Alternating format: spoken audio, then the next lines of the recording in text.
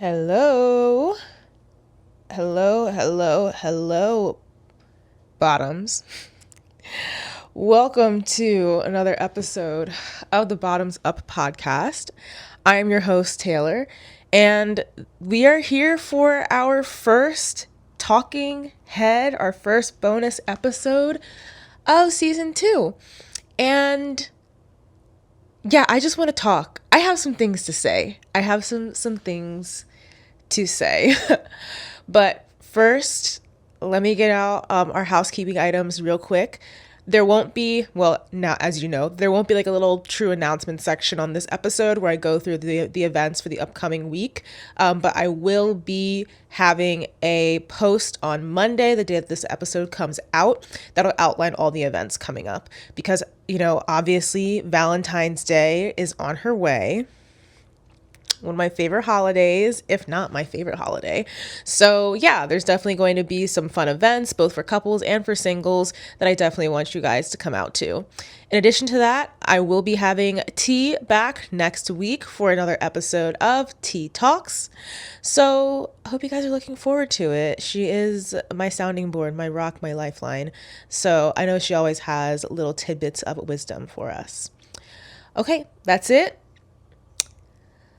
Let's talk about my ex. That is actually like a little bit of a clickbait title. Not a little bit, it's a lot. It's a lot of a clickbait title. It's a very big clickbait title. As we all know, I am very much like healthy and healed.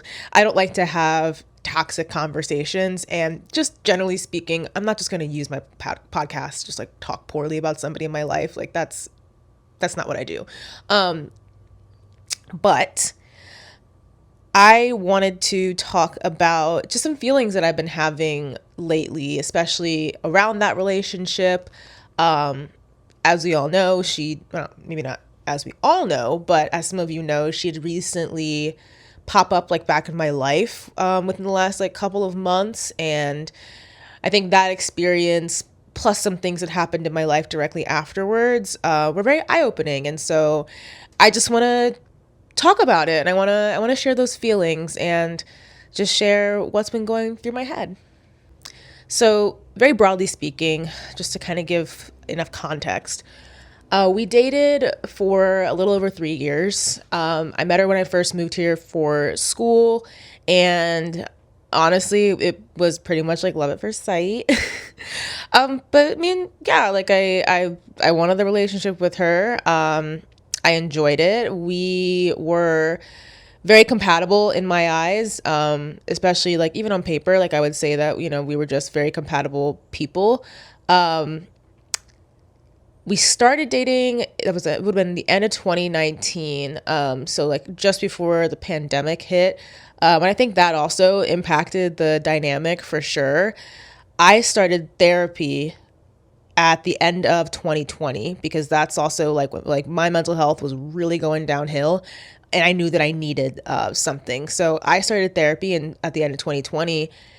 At that time, I actually felt like I remember telling my therapist like, "Oh, I feel like I'm not over my previous relationship, the person who I dated before I dated my most recent ex." I said I felt like I was bringing things from that relationship into the new relationship. And my therapist was basically like, "Oh, well, tell me why you feel that way. Like why, like what's happening in your current relationship that makes you feel like you're bringing in energy or behavior from the previous one."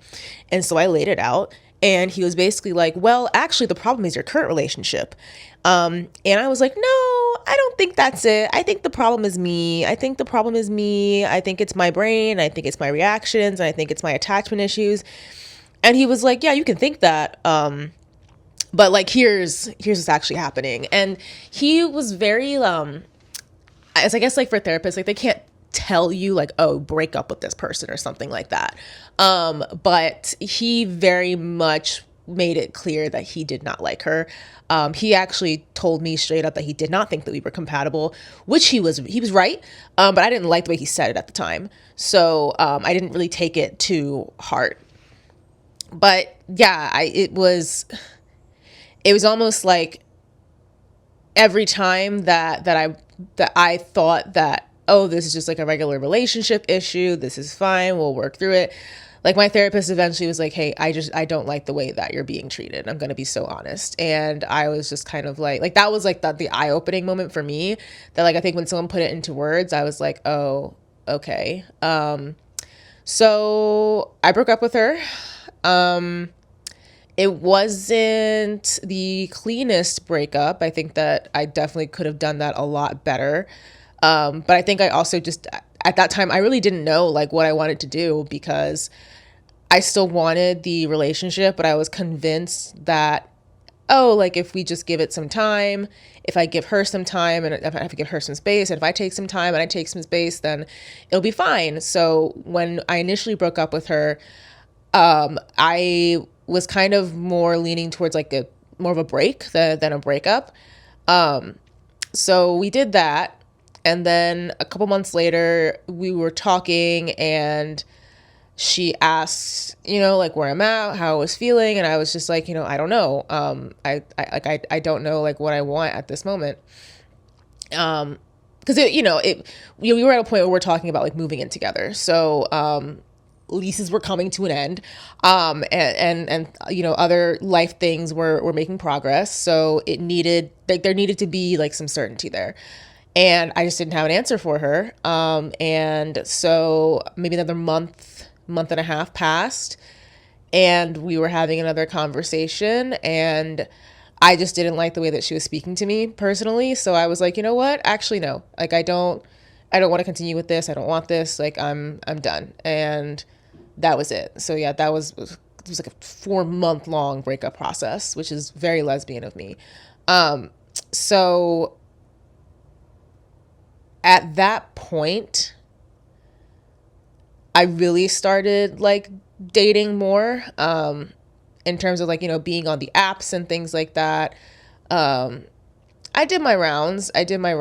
It was a very miserable process, as I have spoken about previously. I did eventually, since we broke up it was like September of 2023. And then no, we broke up in September of 2022. And then 2023 was the year, like by the time the summer hit, got off the apps, started hanging out with people, built my own, support system, got more friends, really started finding my community, because I realized that was a thing that was truly missing for me. And then later in the year, I started my little podcast. I started this podcast, Bottoms Up, and now we're here. And now we're here. And you guys have been a part of that portion of my journey thus far. So here's where it gets a little, not a little honest. It gets very honest. I don't like saying this, and I feel like it's not in the back of my head anymore, but it was in the back of my head pretty much all throughout 2023 and a good portion of 2024. So after we're broken up, we're not in a relationship anymore, got rid of some stuff that she gave me. I had some of her stuff still in my apartment, so I gave that to one of her friends. There was this lingering feeling in my mind of like, oh, I kind of want to get back together. And I think initially I just chalked it up to like, well, this is somebody who I was with for a long time. 3 years is not insignificant. I don't care what anybody else like tries to say. That's not an insignificant amount of time to be with someone. And in that time, we're like, you're with someone and you think about your future and you see them in your future. You see your future with them. I'm going to be so real.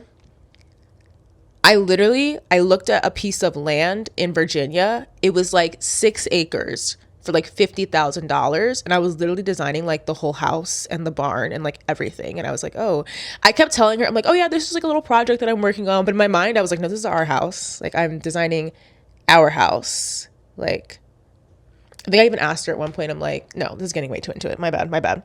That's not what this is about. But it's about like the intensity of those feelings. And then it's like once the relationship ends, now this entire future that you planned out for yourself is not happening. It's not going to happen. It's impossible. So you kind of have to like sit there and rethink it. And that was a very difficult feeling to be present with. And I think like I gave myself a little bit of grace initially, because if you just broke up with someone and kind of like, the adrenaline like goes away and then you think, oh, I kind of want to get back together. I feel like that's like pretty normal. I feel like that's fair. Do we agree? Do we agree that that's fair? Yeah, the voices agree that that's fair. I didn't beat myself up for it, and I'm really glad that I didn't. If anything, I feel like my reaction to myself, like with having those emotions of not being super shameful about it, of not just kind of like burying it, but really sitting with it and accepting that that was going to be a part of my healing journey. I think honestly that's evidence of me healing. That's evidence of me becoming a lot more emotionally in tune with myself, and frankly a lot more emotionally available to myself, because there is absolutely no shame in feeling like you wanted to get back together with someone who you were dating for a substantial period of time. There's nothing wrong with feeling like you want to get back together with somebody who you truly and deeply loved. Honestly, I feel like it's kind of weird if you don't have that feeling. like But I don't like it's the human brain is very complex, and there's like a lot of crazy complex things. And so when I initially had that feeling, I was like, okay, this is probably just me processing the breakup, processing the grief, and this feeling will eventually go away. I didn't get mad, I didn't get upset, I didn't get angry, I didn't judge myself, I wasn't hard on myself. I was like, this is just a feeling. And it probably came up maybe like once a month. I would think about it. When I started on medication in September of 2023, there was a period of time where I just genuinely had like no interest in anybody. I was very much like, it was very like weird time, but again, I was taking a lot of time to really be in tune with myself, to take care of myself, to be kind to myself, to really grow my self-worth, again, grow my network, grow my self-esteem, make friends, make connections. And then I think like by January of 2024, then I was like, I think I kind of want to get back together with my ex. And I think I rationalized it. Okay, here's the thing. Again, nothing wrong with me feeling that way. Absolutely nothing wrong. But I did sit with myself, and I was kind of like, why do I want this? Why does this feel like something that I want? Why is this something that's kind of like bugging me in my brain? Because of course, again, went through a period of time directly after the breakup where I was feeling that way. Started taking care of myself, started doing better, eating better, working out, everything, getting friends. And it's like, oh, I don't care about that. And then it just kind of, it popped up again. And again, I try to be like really in tune with myself, both like physically and emotionally, or I'm like, why is my body, like, what is my body trying to tell me? What is my brain trying to tell me? And again, I think that I just perceived us as being so compatible that I think I really took it very personally when my therapist said that we weren't compatible. Cause he wasn't even like, it's not like he said like, oh, you two just not going to work out. He just said that, oh, like sometimes people just aren't compatible. Like when I was, feeling really sad after the breakup, and he was just like, yeah, like sometimes people just aren't compatible, and like, that's okay. I'm pretty sure I told him that he was wrong, even though, spoiler alert, subtle foreshadowing, he was right. But I really thought that we were so compatible. And it's so funny because she was, I would say like my second serious relationship, but definitely like my longest relationship that I've ever been in. And we were very much like, farm girls. Y'all know me. I love my horses. I love my goats, love my cows, hate chickens, love my quails. And I felt that because the big thing in my mind was that, oh, because we both like want to farm, because we both like want to have land, and because we both had experience like in that industry, I felt like us wanting a farm together in the future was like the pinnacle of compatibility. I was like, oh my goodness, she's a farm girl, I'm a farm girl, we're gonna be farm girls together. Meanwhile, I can't think of a single woman since then that I've met and gone on dates with who hasn't wanted a farm. So now I'm realizing that that's just a lesbian thing, and I was just being a little bit stupid in that regard.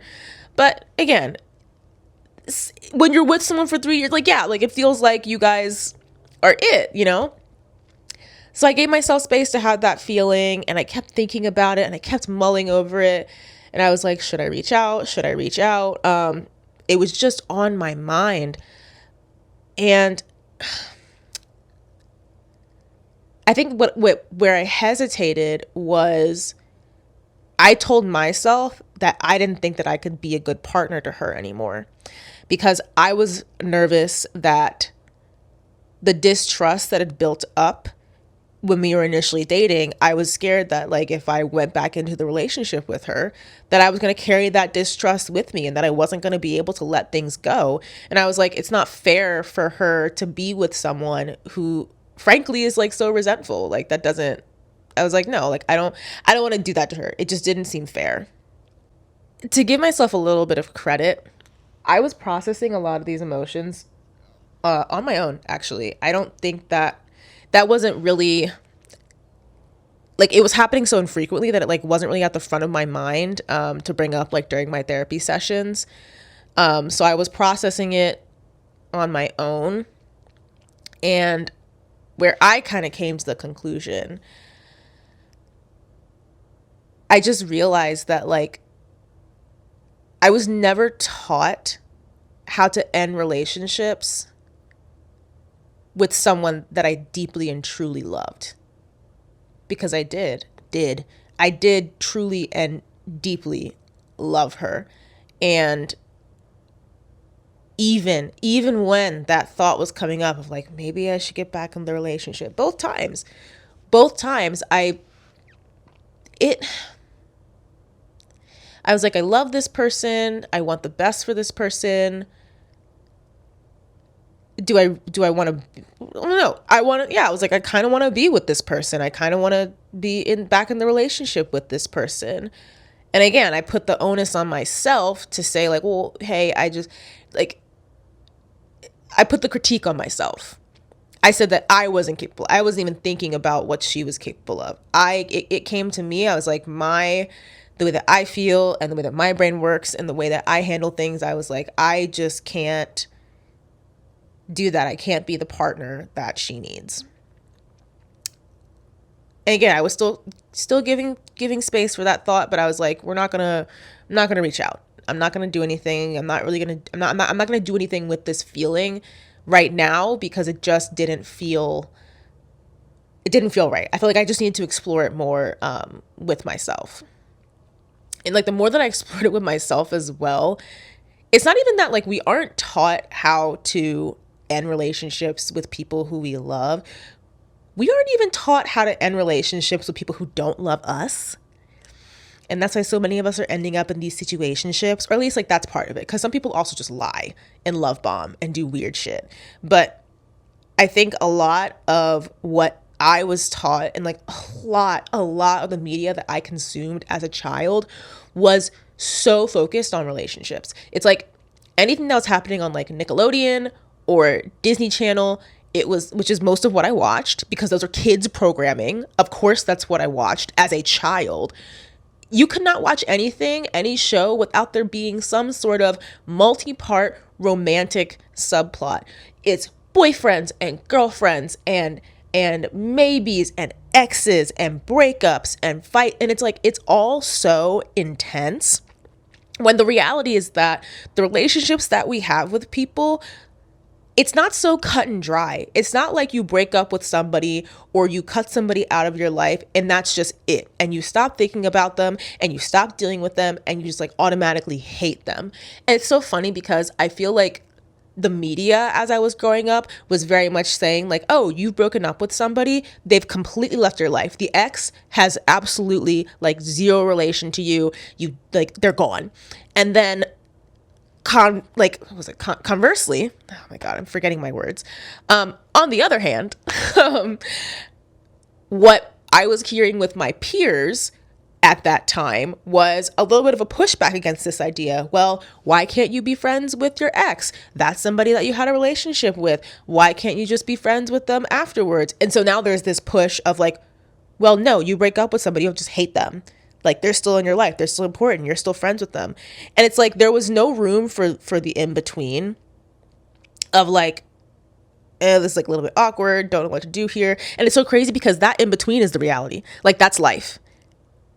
Relationships, romantic or otherwise, are so complicated and they give us this very complex set of emotions that nobody taught me how to deal with.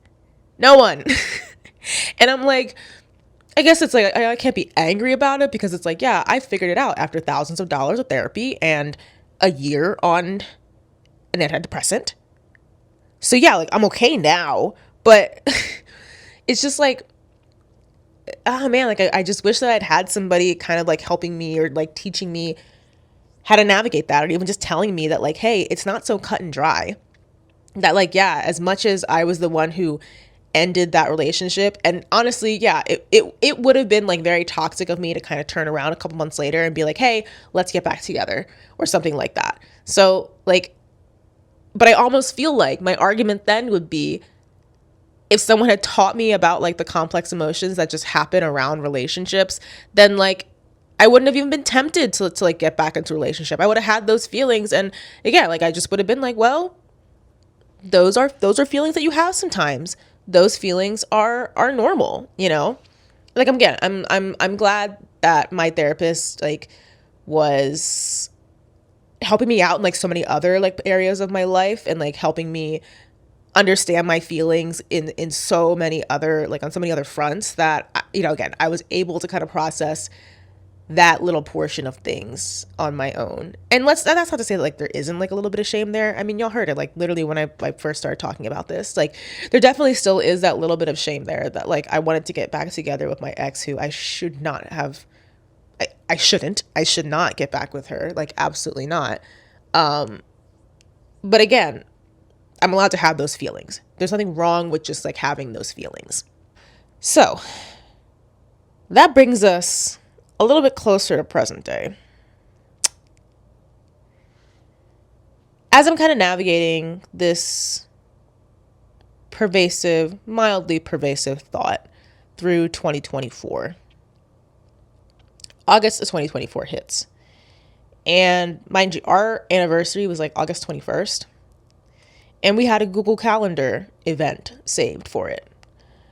So that event was out of my calendar a long time ago. I went in, deleted it. I was like, I don't need to see this. I don't want to see it. Like the relationship's over. So I don't need to be, there's no reason for this to be here.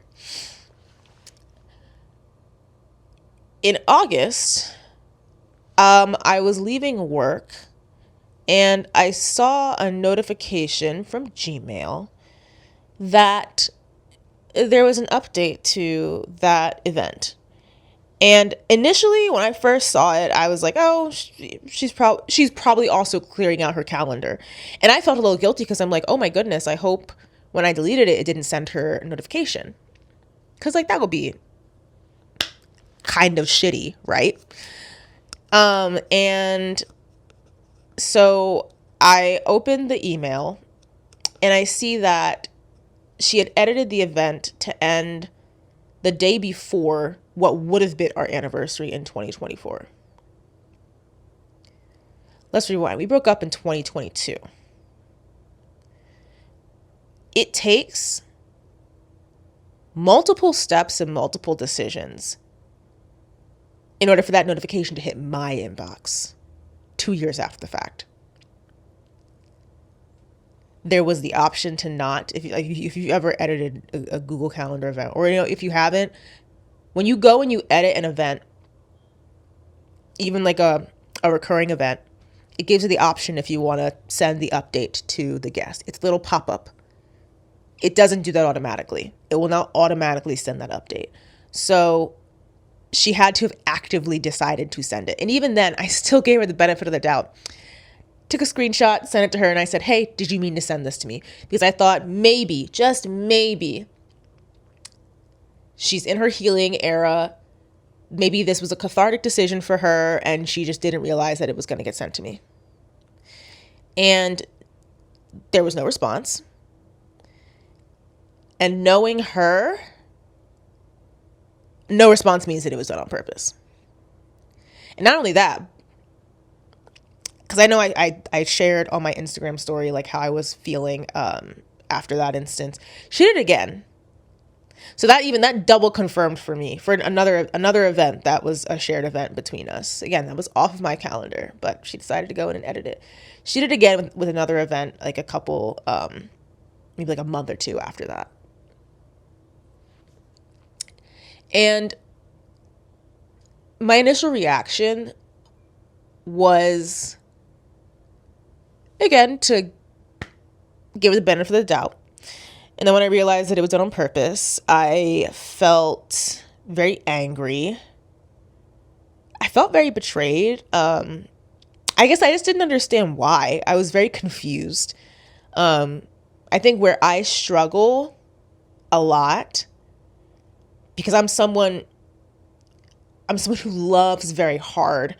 I'm someone who I love to pour into other people, even when they don't pour back into me. But like I always constantly working on that. I just didn't understand why she would go out of her way to hurt me. It just didn't make any sense in my head. And honestly, to this day, it still doesn't make sense. I don't mill over it the way that I did when it initially happened, but like it still does not make any sense to me. And in general, that's something with a lot of people in my life. Like I have a very hard time seeing when people are intentionally malicious with me. And then additionally, I have a very hard time accepting when they are. It's just, I don't know. I don't know what it is about me, like, but I really struggle with that. But then it's like after I got through just the emotions of being like, why are you doing this? The next feeling after that was like to judge myself, which probably wasn't the best decision, it wasn't, that's the thing. It's not a decision. But it's like, that's what my brain like jumped to next, because I couldn't believe that for 2 years after that breakup, even if there was that little bit of like gap of time in between, but for 2 years after the breakup, I was still thinking, you know what, maybe I do want to get back together with her. Maybe I do want to get back together with this person who has now decided to attempt harassing me over Google Calendar, which is such a modern statement. Can you imagine explaining this to somebody? Can you imagine even explaining this to somebody who was like an adult in the year 1995 to be like, hey, so my ex is harassing me via Google Calendar. Sorry, my ex is trying to harass me via Google Calendar. I actually tried to explain this to my dad. He didn't get it. My dad is a rocket scientist, and he could not understand this dynamic of lesbian dating. So I definitely, I felt that shame in that moment, because I was just like, I can't believe that this is somebody who I wanted to be in a relationship with. Not somebody who I was in a relationship with, and who I thought to myself, I'm like, if we just have space, if there's just time, if we have time apart, if we have space apart, maybe things will get better. Maybe we'll be able to get back together. That was the vision that I had in my mind, that once we have enough space apart, when we mature a little bit as people, that we'll be able to get back together. And the thing is, while I was sitting here maturing, growing, finding my community, doing things to myself, she wasn't. And that was a very difficult thing for me to accept. And like I said, like it just adds to the complexity of the emotions around relationships. And I just, oh my goodness, I wish I had been prepared for this. Like, I really wish I had been. Because yeah, that was hard. And really, I wouldn't even be talking about my ex like this had it not been for this experience that I've now had with her, within the past, what now, 6 months? Yeah, because this is August, it's January now. No, it's oh my God, it's February. Oh, February 2025. But yeah, it genuinely, like, it kind of broke me. Like, it really hurt. And like, initially, like, yeah, I probably shouldn't have texted her like after the first time, because it's kind of like what people say, like, oh, if someone does that, they're just trying to get a rise out of you. You know, they're trying to get a reaction out of you. And I reacted. But at the same time, I'm like, of course I'm going to react. Like, like, I'm not the bad one for reacting to this. Like, I'm not the bad one. Like, I'm not wrong for responding when somebody does some weird shit. Like, that's not like unbecoming or anything like that. And like, I hate this narrative that it's like, you can't let them see you weak. It was granted, this is more so in like straight relationships, I will say. But this idea that like, oh, if somebody like wrongs you or like trying to mess with you, like, or tries to hurt you, like, you can't show it. Don't show the emotion. Don't show that you're affected. And it's like, yeah, maybe not to that person, but like, damn, like, I was hurt by that. It was really hurtful. She did something to hurt me and I'm hurt. Like, I can't pretend like that wasn't painful, because again, it's not just like her behavior and my response to it and what I have to accept as my reality because of how she behaves or because of how anyone behaves, frankly. But like, I also had to sit there with the shame that came as a result of experiencing that. And I'm not gonna hide that, I guess, like, just to, I don't know, like, pretend like I'm like nonchalant or whatever. Because y'all know I'm not nonchalant. I'm very chalant. I have a lot of big feelings. I have a lot of big emotions. And I especially, you know, when I talk about relationships, whether, you know, it comes down to like romantic ones or friendships, or like even though with family and things like that, I need y'all to know that like, there's no sexuality or gender attached to these types of conversations. These are things that everybody needs to know, like, or at least that I think everybody needs to know. Like, these are my experiences and my observations that I talk about because I feel like nobody else spoke about it, and nobody else like gave me what the context would be for this portion of life. So yeah, I want to share it because I want to validate the feelings that others might have, the complex and big emotions that other people might have about these kinds of experiences. And I want to be there to say like, hey, like, you know, I'm going through it too. Went through it, been through it. And you know what? I'm on the other side of it. I'm on the other side of it, and I'm doing like so much better on the other side of it. I'm so much happier on the other side of it.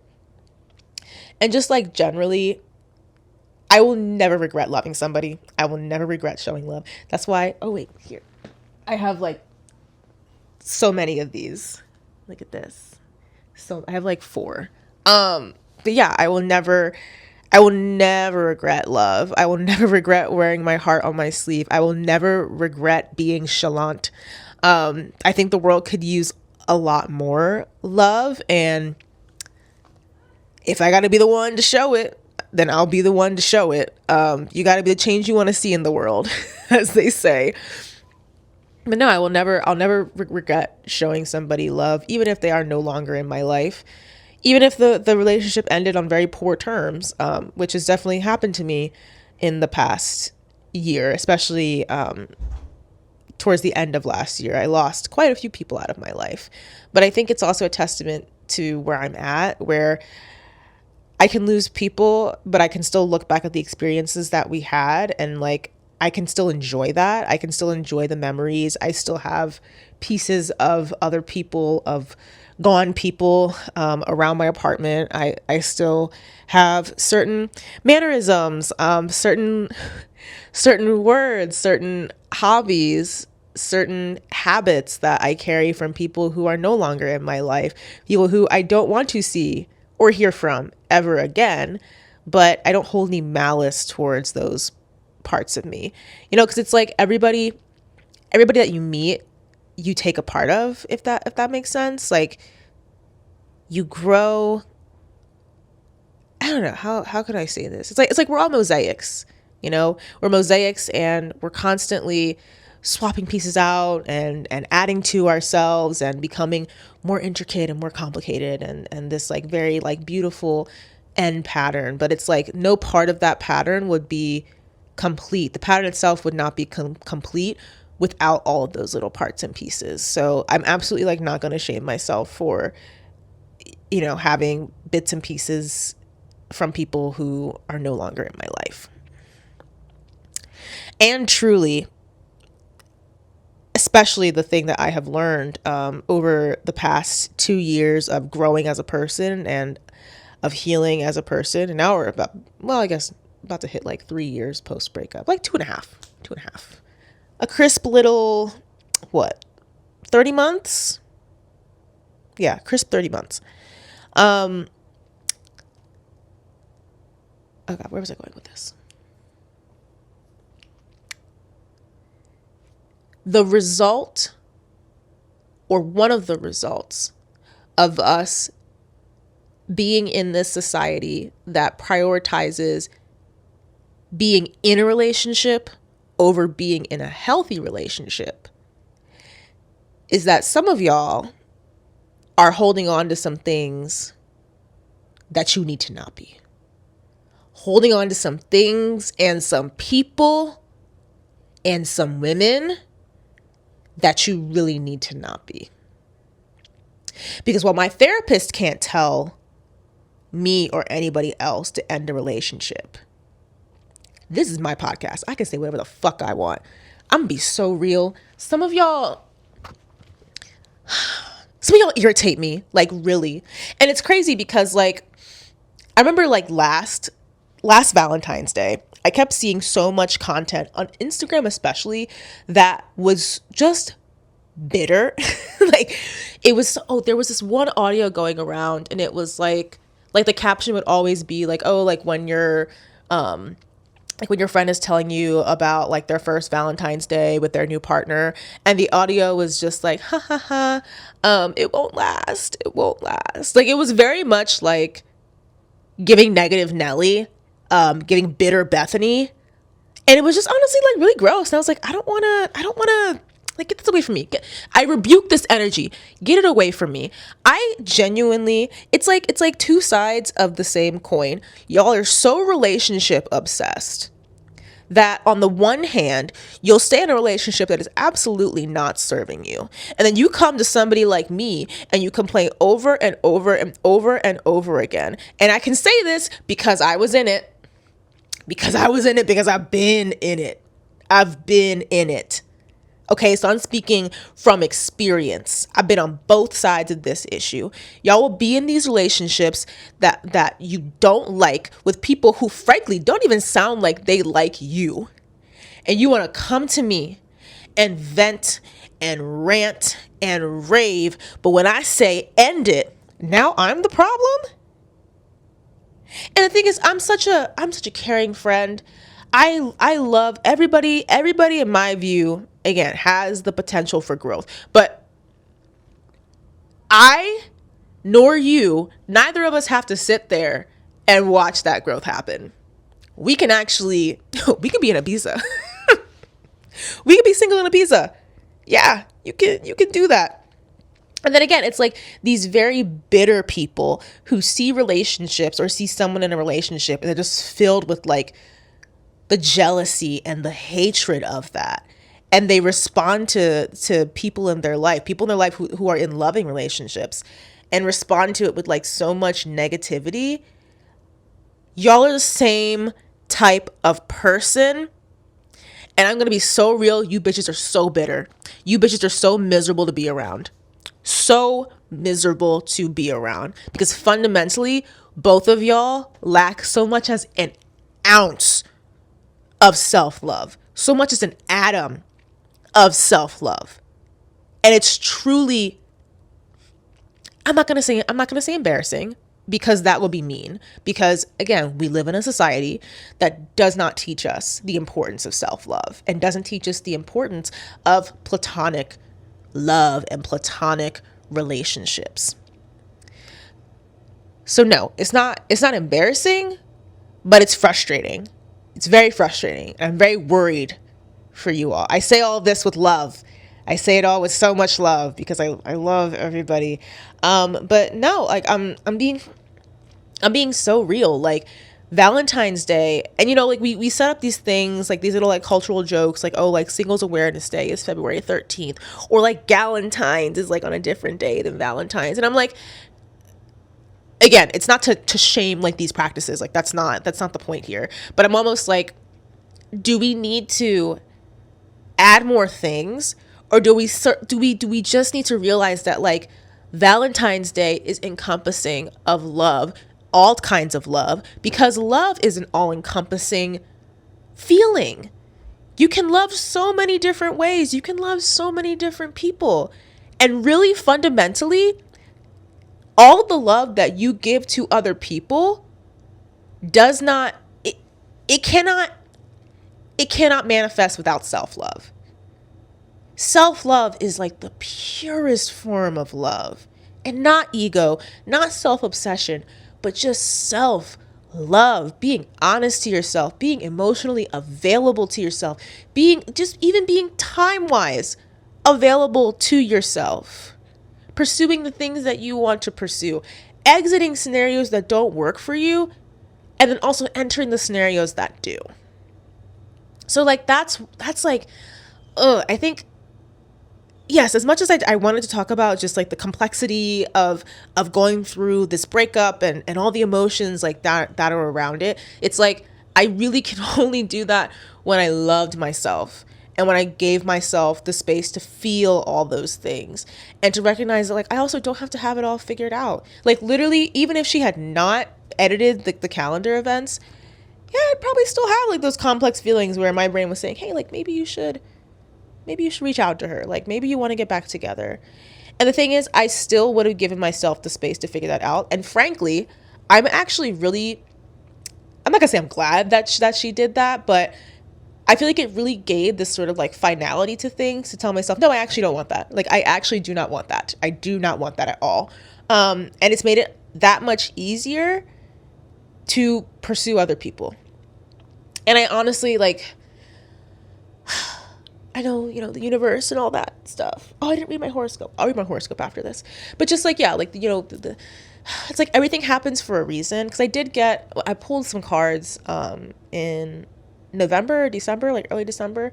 And the conclusion from those cards was that the end of 2024 was going to be very difficult, but that I was going to have the skills, that like I have the skills in order to deal with it. But then that 2025, again, 10 of Cups, that 2025 would be very fruitful for me. Not in like a luxuries kind of way, but just that things would kind of progress in various parts of my life, which I'm very excited about. And I do feel that. But I feel like last year, like really closed out that relationship for me. Oh, which is like, maybe we both haven't grown, or I guess up until last year. But yeah, maybe we both didn't grow over the 2 years. And this was really what I needed to say like, hey, snap out of it. But really it's like closing that chapter has given me that much more ability to hold space for new relationships.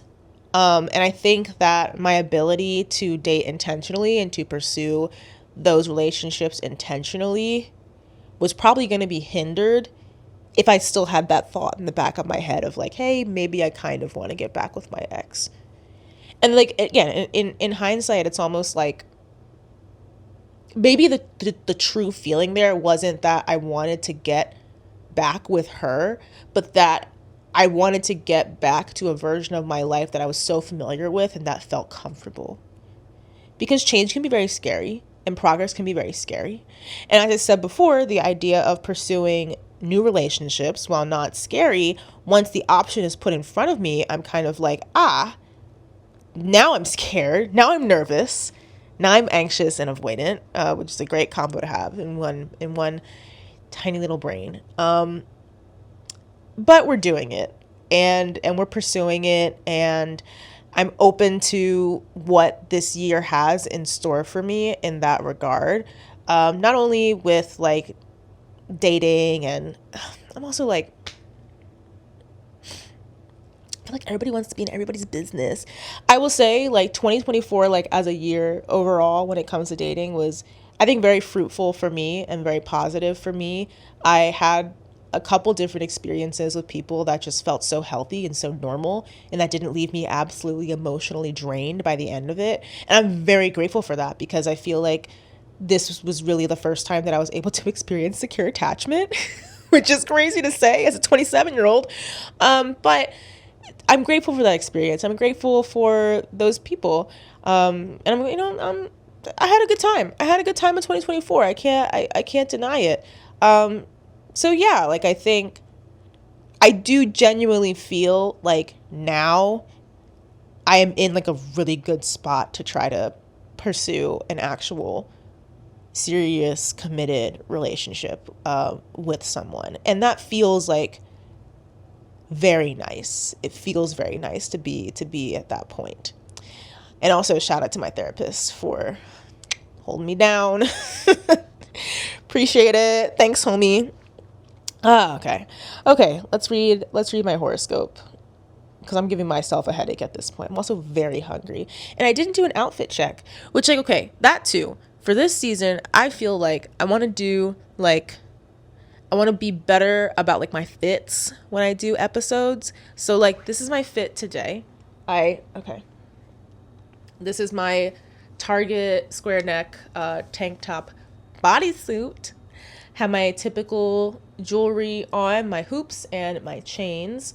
And then I have this like, I'm gonna be so real. I've been loving this little belt from Ross. I love it so much. And then I'm liking layering it with stuff. So I layered it with this Goodwill belt as like, like a little moment, a little swoop. And obviously my Old Navy jeans, which I have forced these things to go up in size as I have gone up in size. So yeah. All right, let's do my horoscope. Let's see what if she has bad news? I'm feeling really good right now. This is actually like a really fun episode to talk about all these things on. Oh my goodness. What does she have to say to me? I'm scared. Please be nice. Oh. Oh, good afternoon, Taylor. It's 78 degrees and sunny. Today at a glance, the way you think is valuable. Thank God I'm a yapper. Do humble brag, self-portrait mirrors. Ugh. Don't. Pointless spending, bragging, backtrack. Okay, I actually want to read like the whole big one. How do I do that? Oh, here it goes. Today, you are being pulled in different directions, and nobody agrees with you, okay? Your belief that worries go away when you stop thinking about them is making you isolate yourself. Slow down, let someone appreciate your variety of interests. This month, you have to decide between being eccentric on the surface and being fundamentally unconventional. You're at your worst when you isolate yourself into loneliness. Check your ego. The broader focus of your life during this time is to focus on reaching fulfillment through spirituality. Attending to words and their actual meaning leads to clarity and direct communication. All I'm hearing is be open to communication with other people, be open to relationships with other people, be vulnerable, be available, and be willing to let love into your life. All forms of love. But really, truly, start with self-love, because you deserve that. So that'll be it for this episode. If you would like to follow me on Instagram, you can find me at bottumsup.pod. That is bottumsup.pod. If you want to suggest a topic, if you want to be on an episode, if you want to compliment me, you can send me a DM. You can also shoot me an email, bottumsuppod@gmail.com. If you're listening on Spotify, I think you can rate podcasts. Give me like a thumbs up or like a 5-star. I don't know. I don't know how it works on Spotify and Apple Podcasts. I'm going to be so real. But if you're listening on YouTube, feel free to give me a like. Feel free to leave a comment. Feel free to subscribe. I'd really appreciate it. Trying to get this little podcast out there. I'm actually going to advertise myself this season. I'm going to put my whole ass into it. I'm going to do it. So yeah, I appreciate the support. Y'all know that I love you. I love you guys so much. Thank you for listening. Thank you for watching, and I will see you guys in the next episode. Bye.